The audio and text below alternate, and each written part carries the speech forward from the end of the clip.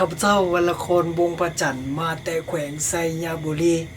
สบายดีข้าพเจ้าชื่อวรรณคนวงศ์ประจันทร์มาแต่แขวงไซยบุรีสมัยเรยโยงมาแต่เฮมสบายดีอ่าเบาเรื่องการตัดคลิปเนาะตัดคลิปมันก็ต้องมีการตัดเสียงพื้นหลังหรือว่าเสียงต่างๆที่มันม่วนขึ้นนะบางคนไปถ่ายอยู่ในที่กลางแจ้งก็จะได้ยินเสียงลมเสียงแมงจิ้งหรีดเรไรประมาณนี้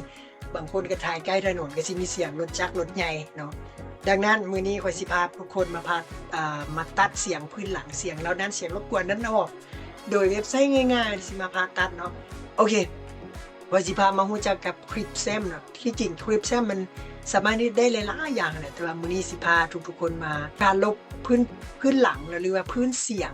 ที่มันเป็นสิ่งรบกวนต่อเราให้มันได้ยินแต่เสียงคนเว้าน่ะโอเค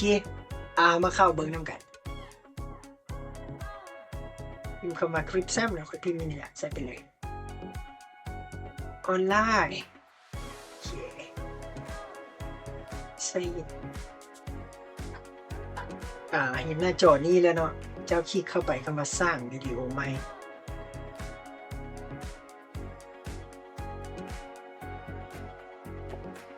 ต่อไปเราจะมาเลือกวิดีโอที่เราจะเอามาตัดนะโอเคค่อยจะเลือกค่อยจะเซฟวิดีโอค่อยนี้เนาะวิดีโอตัวนี้โอเคเบิ่งคลิกเวลาคลิกเพิ่มก็จะคลิกใหม่พวกนี้นะ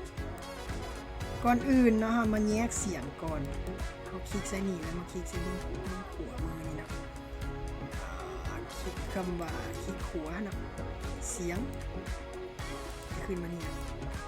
คือคำว่าแยกเสียงนั่งโดนนะโอเคคลิกแยกเสียงมานี่เบิ่งเสียงนะมาคลิกคำว่าเสียงนี่นะมันจะขึ้นคำว่าตัดเสียงรบกวนนะคลิกคำว่าตัดเสียงรบกวนให้มันหมายไปปุ๊บนี่นะและเสียงมันก็จะม่วนทันทีเลยสบายดีครับเจ้าซื้อวรรณครวงศ์ประจันทร์มาแต่แขวงไซยบุรีครับข้าพเจ้าวรรณครวงศ์ประจันทร์มาแต่แขวงไซยบุรีทุกคนจะเห็นความแตกต่างเนาะระหว่างถ้าเวลาเราบ่ตัดเสียงรบกวนมันจะมีเสียงจิ้งหรีดหรือว่าเสียงลมนะแต่ถ้าว่าเราตัดเสียงแล้วนั้นออกแล้วมันเสียงมันจะน่าฟังขึ้นรู้สึกว่าไมค์มันคือแบบซื้อแพงบ่นะที่จริงเราก็บ่ได้ใช้ไมค์เราก็ใช้ไมค์โทรศัพท์ทั่วไปเนาะ